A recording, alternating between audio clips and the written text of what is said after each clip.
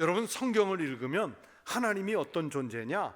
하나님은 마치 우리의 부모님과 닮은 모습으로 우리에게 다가오세요. 그래서 종교개혁자 마틴 루터는 바로 하나님과 부모의 마음을 이렇게 표현했어요. 하나님은 온 세상을 다 다니실 수 없어서 대신 어머니를 보내셨다. 그러니까 하나님의 모습이 부모님, 부모의 모습 속에 하나님의 모습이 있는 거예요.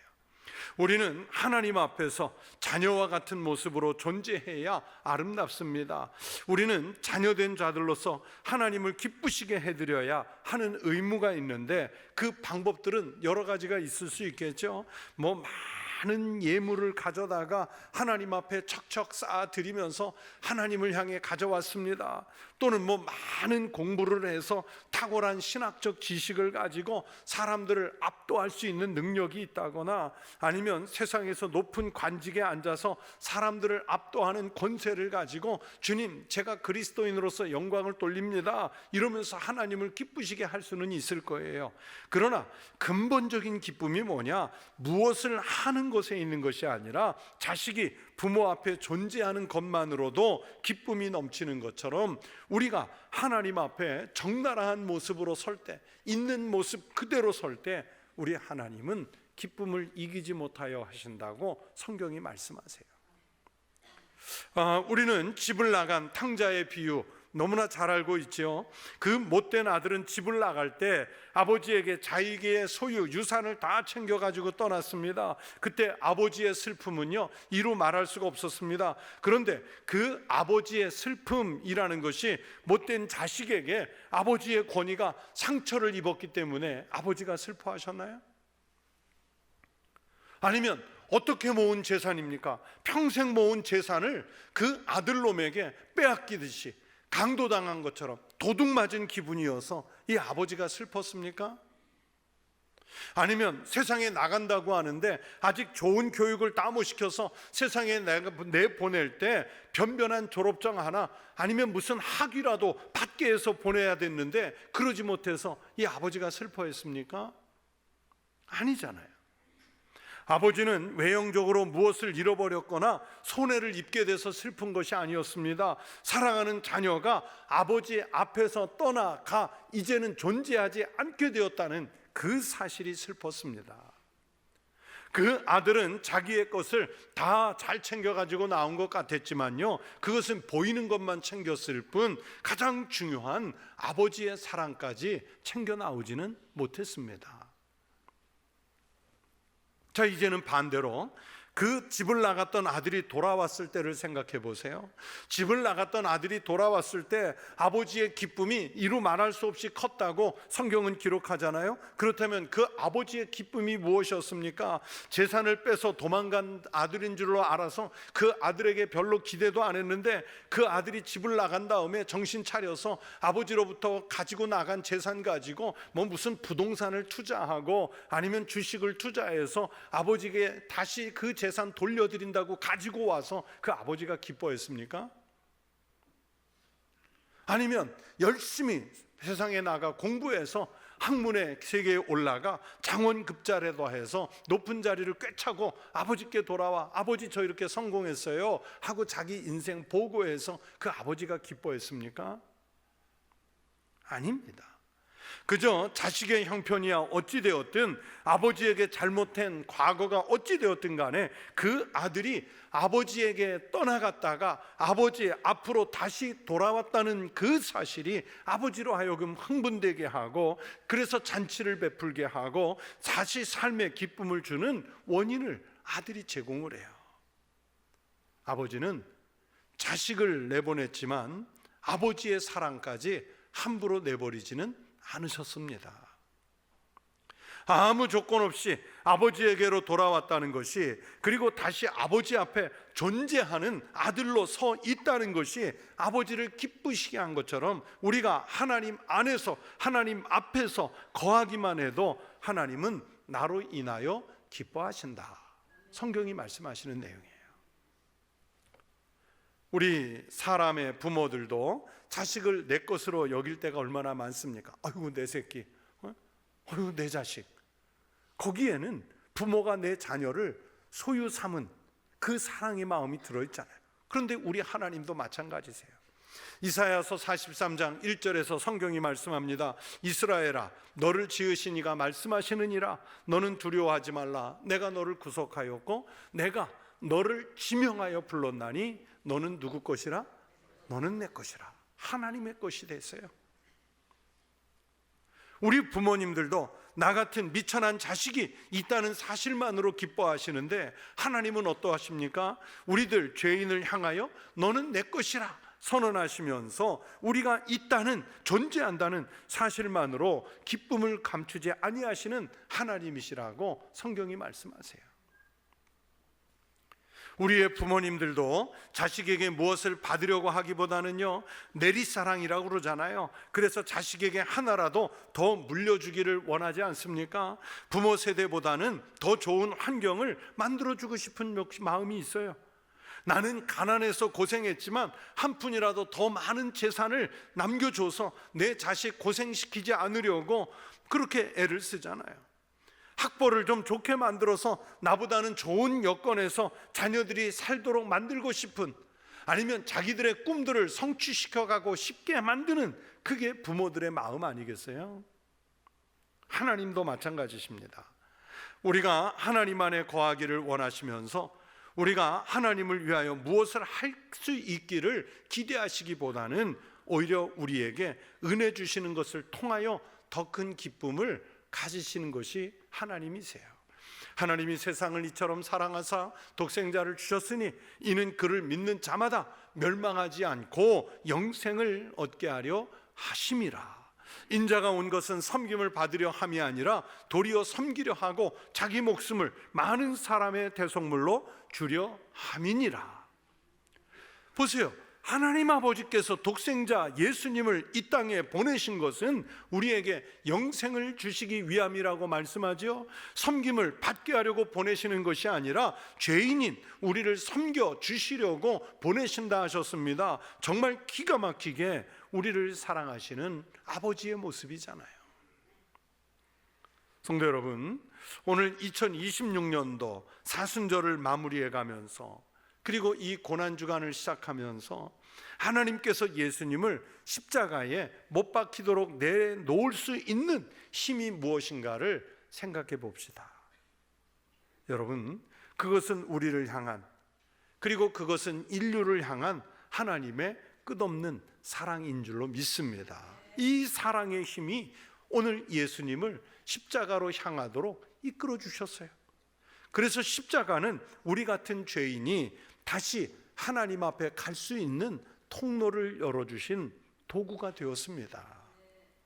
하나님은 독생자 예수 그리스도를 보내셔서 십자가에 못 박게 하시면서까지 우리를 사랑하십니다. 하나님의 가장 사랑하는 자요, 가장 기뻐하시는 자이면서 동시에 하나님과 동등하신 분인 예수님을 우리를 위하여 아낌없이 보내시는 분이 우리 아버지 되시는 하나님이신 줄로 믿습니다. 하나님은 예수 그리스도의 고난과 십자가를 통해서 우리가 다시 아버지 앞에 존재할 수 있도록 그 십자가에서 통로를 열어주셨습니다. 그러면서도 어떤 대가를 요구하시지 않아요. 내가 사랑하는 독생자를 너희에게 주었으니 너희도 나에게 무엇을 해달라 요구하시지 않습니다.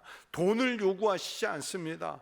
이것을 핑계로 절대적인 충성심을 요구하시지도 않습니다. 재물을 요구하시는 것도 아니죠. 그야말로 조건 없는 사랑을 베푸시는 것이 우리 사랑의 하나님, 하나님 아버지의 속성입니다.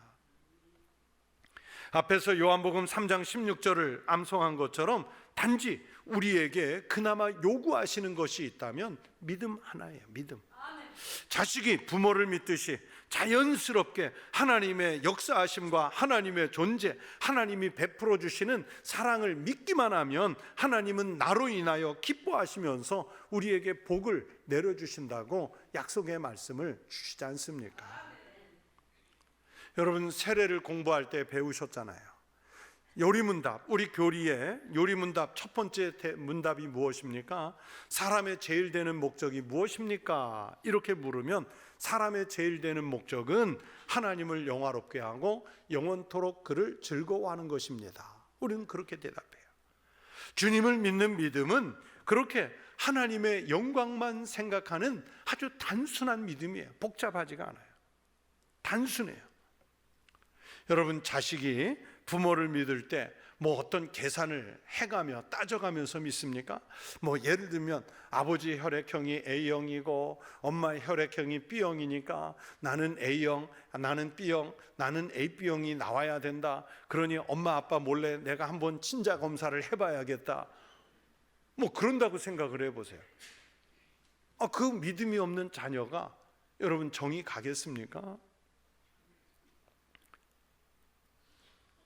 부모님에게 내가 의지해서 살 때 우리 부모님이 며칠 동안은 나를 기쁘게 해주고 며칠 동안은 나를 야단치거나 속상하게 했으니까 내가 나중에 우리 부모님 모실 때가 되면 똑같이 그 양대로 갚아주리라 하면서 달력에 오늘은 기쁘게 한 날, 오늘은 슬프게 한 날, 가슴 아프게 한 날, 1년 365일 중에 며칠은 기쁘게 해주신 날, 며칠은 아프게 해주신 날, 그러면서 달력에 표시해가면서 날짜 계산하고 있다면 여러분 그 자식에게 정이 가겠어요?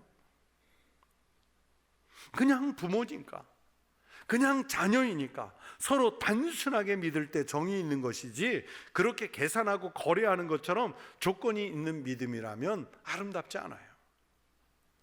우리가 하나님을 믿을 때 나를 구원하시고 영생을 허락하시는 것을 단순하게 믿는 믿음이 그래서 중요합니다. 그 단순한 믿음이 있을 때 바로 하나님 안에서 평안하게 거할 수 있게 됩니다. 여러분, 믿음은 단순해요. 사람들이 신학을 복잡하게 만들고 믿음의 방법들이 마치 다양한 것처럼 만들었지만 사실은 오늘의 말씀처럼 구원을 베푸실 그 전능자를 믿는 믿음을 갖는 것입니다. 그러면 하나님은 나를 인하여 기뻐하십니다. 그래서 우리는 요한복음 3장 16절 그렇게 단순하게 말씀하신 그 믿음이 복음의 핵심이라고 하지 않습니까? 우리 한국교회 초대교회에서 아주 유명했던 전도자가 계십니다. 최권능 목사님이라고요. 이 최권능 목사님은 길가에 나가서도요 다른 말로 전도하지 않았어요. 오로지 예수 천당, 불신지요, 예수 천당, 불신지요 이렇게 외치면서 전도를 했대요. 그런데도 그 전도에는 놀라운 성령의 역사가 일어났지요. 보세요. 예수 천당, 불신지요 이 외치는 8글자에 아무런 내용도 없어요. 어떻게 보면 뜬금없이 그냥 목청껏 외치는 소리 같은데 그 확실한 믿음 속에 그 외침에도 성령의 역사가 나타납니다. 그 믿음은 이처럼 단순해요. 어떤 믿음이냐? 그러니 분명해야죠. 이처럼 단순하고 분명한 믿음이 하나님을 기쁘시게 합니다.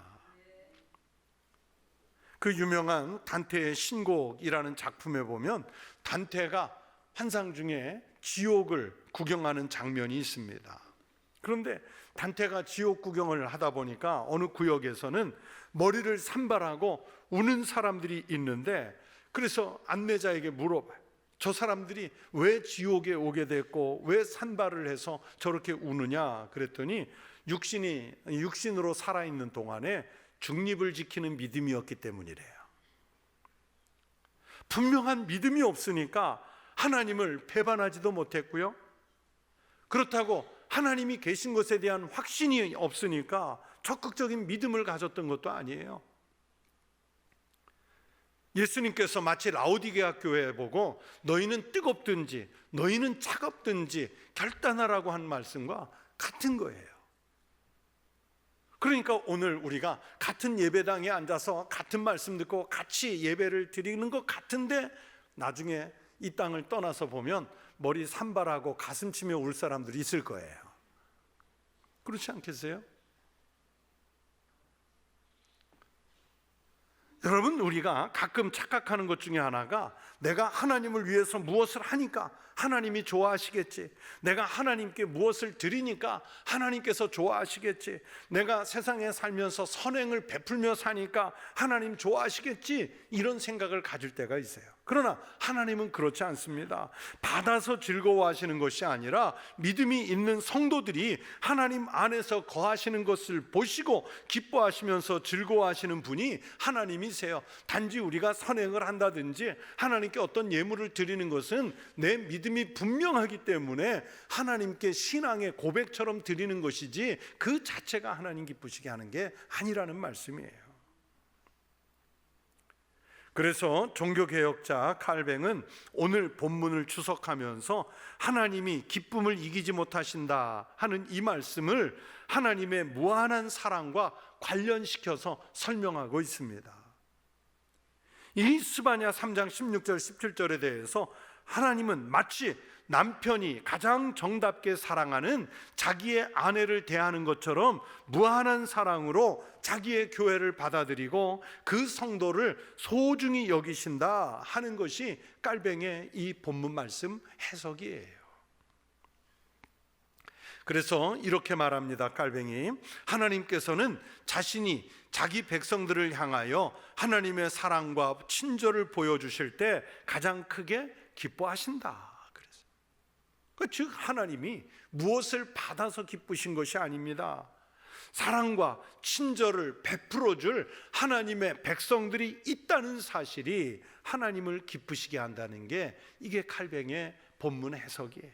그러니까 십자가를 지면서까지 우리를 사랑하신다는 그 사실만으로도 기뻐하십니다. 그러니까 주님은 그만큼 우리를 사랑하고 계셔요. 하나님께서는 우리를 위해서 자신을 낮추시며 어떤 의미에서는 종의 모습을 띠면서까지 스스로를 변형하시는 분입니다. 우리는 그런 하나님을 절실히 느끼면서 우리의 불신앙의 뿌리가 얼마나 깊은지도 인정해야 됩니다. 하나님께서 우리에게 더 가까이 오시기 위해서요, 사도 바울이 말씀하는 것처럼 주님 자신이 종의 형체를 가지셔야 했던 그 의미를 우리가 깨달아야 합니다. 스바냐서의 이 본문 말씀을 읽을 때마다 우리가 특별히 기억해야 하는 것은 하나님께서 이유 없이 우리에게 자신의 사랑을 설득하시려고 노력하고 있다는 사실입니다. 그게 무슨 말씀을 드리는 거냐면, 우리가 죄악에서 빠져나오지 못하고 심판을 당하고 멸망을 당하고 죽음에 이르러도 우리는 어쩔 수 없는 죄인들에 불과합니다. 그럼에도 불구하고 하나님은 우리를 그 죄인으로 방치해 두시는 것이 아니라 우리를 구원하시기 위해서 하나님 아버지의 사랑을 베푸신다는 뜻이에요. 우리는 천성적으로 불신앙에 빠지기 쉬운 자들일 뿐만 아니라 사탄의 온갖 기만에 빠지게 되어 있으며 변덕도 심하고 그분의 말씀에서 쉽게 벗어나 죄인의 길에 달려들기를 마치 무슨 정해진 습관처럼 하고 있습니다. 그러나 하나님께서는 사람의 모양과 성격을 취하시고 우리에게 오셔서 우리와 함께하기를 원하시는 하나님, 그분이 예수님이세요. 여러분, 하나님은 그렇게 우리 안에 거하시는 것을 기뻐하십니다. 그리고 우리가 하나님을 기쁘시게 하는 것은 그분과 동거하며 주님과 동행하며 영원토록 주님 안에서 사는 것입니다. 세상을 사는 것도 내 힘으로 살면 힘이 들어요. 광야의 길도요, 여러분, 인생 광야길 내 힘으로 가려고 하면 정말 험난합니다. 그러나 하나님의 힘으로 살면 훨씬 수월해져요. 광야 같은 길도요, 구름 기둥 되시고 불 기둥 되시는 하나님의 인도하심을 받아서 가면 똑같은 길일지라도 훨씬 힘있게 능력 있게 수월하게 가게 해 주십니다. 또 그렇게 하는 것이, 그렇게 하나님을 의지해서 우리의 인생길을 가는 것이 하나님을 기쁘시게 하는 것이고, 하나님이 나로 인하여 즐거워하시도록 만들어 드리는 일입니다. 사랑하는 성도 여러분, 우리가 사는 것이 조금 힘들다 보면 하나님을 기쁘시게 하는 일을 잊을 수가 있어요. 그러나 하나님을 기쁘시게 하는 것, 그렇게 힘든 일 아닙니다. 우리 청북교회 모든 성도들 주님의 십자가를 받아들이십시오. 그리고 그 주님의 십자가를 꼭 믿으십시오. 주님이 나를 위해서 십자가에서 흘려주신 생명의 피, 나를 위해서 찢겨주신 그 생명 양식을 받아들이십시오. 그리고 죽음마저도 다 이기시고 부활하신 주님을 반드시 믿으십시오. 믿는 자들에게는 주님처럼 부활할 소망이 있음을 믿으십시오. 그 믿음으로 인해서 하나님 앞에서 살아가십시오. 주님의 고난과 십자가를 믿고 그 앞에 나와 그분의 생명을 따르는 길, 이것이 바로 우리가 주님을 기쁘시게 해 드리는 일입니다. 여러분, 우리가 부요함에 처하든지 우리가 가난함에 처하든지 우리가 높은 곳에 있든지 우리가 낮은 곳에 있든지 기쁨 가운데 있든지 슬픔 가운데 있든지 편안하게 있든지 고난 중에 있든지 항상 주님 안에서 거하는 삶을 살면 하나님은 우리로 인해서, 나로 인해서 기뻐하십니다. 그 믿음으로 모든 삶에서 주님을 드러내는 성도의 삶이 되시기를 축원합니다. 여러분, 주님의 십자가가 여러분을 구원하시는 은혜의 길이 되시기를 우리 주의 이름으로 축원합니다.